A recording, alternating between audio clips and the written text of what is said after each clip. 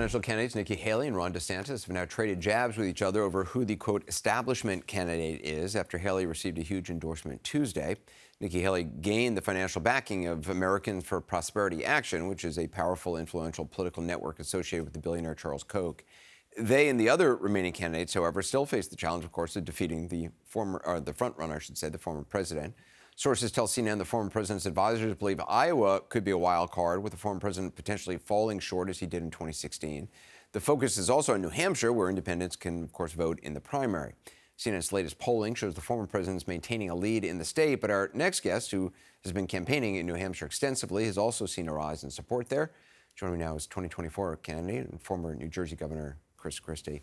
Governor Christie, good to see you. If Ambassador Haley is on the rise and DeSantis is on the decline, all while the former president holds, what does that mean for you?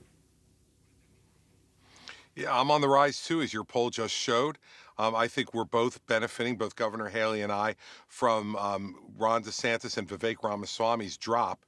As you can see, he's dropped significantly as well into the single digits. And so, I think we're going to see this is a three-person race in New Hampshire. And I'm looking forward to fighting up there in New Hampshire for every vote. And I believe we're going to do very, very well on January 23rd. Would a third place showing for you be enough for you to continue? Look, Anderson, it depends on what that third place showing looks like.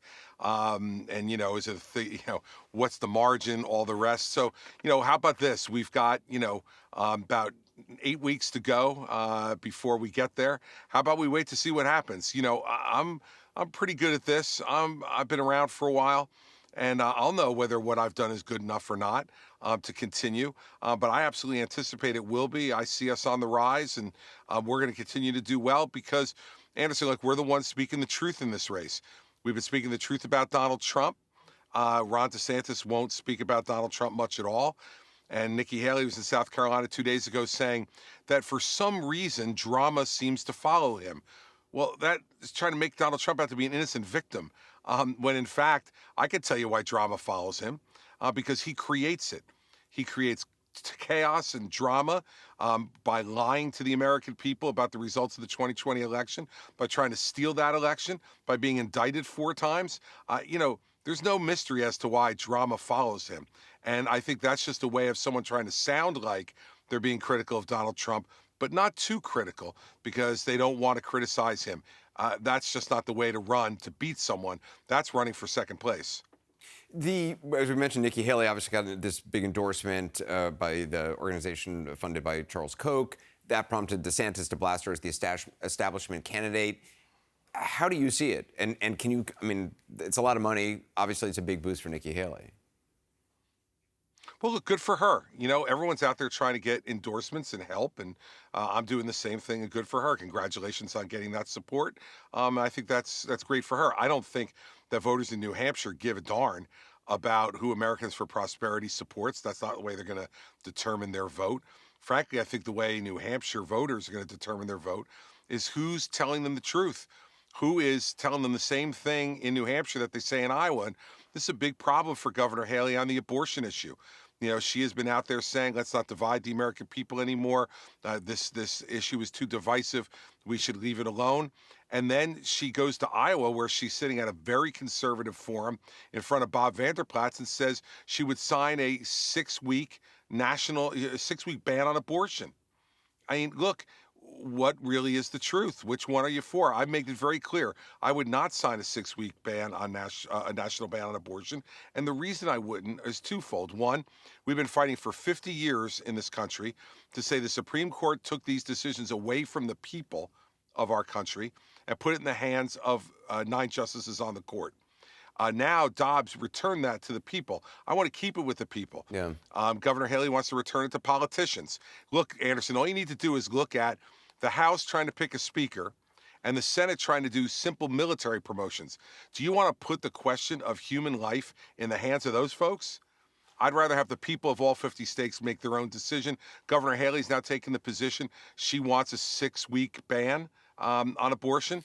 Yeah. I don't think that's something that folks in New Hampshire are going to agree with. Last time we spoke, you were about to travel to Israel. There's obviously been a pause in the fighting as the hostages have been released. Prisoners, Palestinian prisoners, have been released in return. We're waiting to see whether this truce is extended. Do you think it should be? I think that's completely up to Israel. Now, look, I spent a lot of time when I was in Israel with some families of hostages, and they gave me this dog tag, which I keep with me since they gave it to me, Anderson, and it says "Bring them home now." And I understand that each one of these families wants their loved ones home, and I think what Israel has to decide is, are these pauses significantly hurting their ability to be able to degrade Hamas's military capability over the long term well enough so that people can return to their homes? And that's the real question here. So I'm all for as many of these hostages being released as quickly as they can, and Hamas should be releasing all these people, especially the women and children. But that's a decision for Prime Minister Netanyahu to make. I would say this. Here are the three priorities. Priority number one, protect the territorial integrity and the safety and security of the Israeli people. Priority number two, degrade Hamas's military capability so that they can no longer do what they did on October 7th to the Israeli people. I went to a kibbutz, as you know, that's 600 yards away from the Gaza border. Those people have to be able to return home, and right now they can. And third, we have to get these hostages home. Yeah. That's a delicate balance, and it's difficult. That's why leadership is difficult, Anderson, if they can continue to get more out. But ultimately, this cannot be a ceasefire, because I don't believe, according to the Israelis, that the Hamas military capability is reduced enough at this point to make them not a threat to Israel's existence and the safety and security of its people. Governor Christie, I appreciate your time. Thank you. Meanwhile, Anderson, thanks for having me. On Capitol Hill, a source tells CNN the House is set to vote this Friday on expelling Republican fabulous Congressman George Santos. The House Ethics Committee released a damning report earlier this month laying out what they say is substantial evidence he misused campaign funds and committed unlawful conduct. That's to say nothing of the litany of lies he's been caught in over the past year. His grandparents being Holocaust survivors, they weren't. Him being a member of the volleyball team at Brooke College, he wasn't. But that's Harry Enten laughing. But despite growing support from Republicans to oust Santos, Speaker Johnson has expressed reservations over expelling him. Our favorite data reporter, Harry Enten, joins me now to break down how voters really feel about him. So do voters think he should remain? No, they want him adios amigos, right? I mean, when we think of people who leave their job involuntarily or would be forced out, we think of Richard Nixon, right? Perhaps in 1974. I don't remember it. Perhaps you do. And about 2/3 of voters nationwide thought that he should resign from office. Long Islanders, look at this. Over 80% of them believe he should go adios amigos. So the fact of the matter is he has no support in his home territory, and we've seen this in poll after poll after poll. So how does that view about Republicans across the country? Yeah, there's this idea, tomorrow we'll see how many Republicans actually vote to expel him. But here's the deal. Most Republicans nationwide do not like this guy. His favorable rating amongst them, well below 20%. You compare that with Richard Nixon back in the 70s, right? I think there's this idea that there was a bipartisan push to get him out. In fact, there were a lot of Republicans who actually still liked him. His approval rating was 50% in the last Gallup poll that was taken before he did. And if he's expelled, how likely is it that his seat would remain in Republican hands? Yeah, so this is the great question. I don't know what the heck is going to happen tomorrow.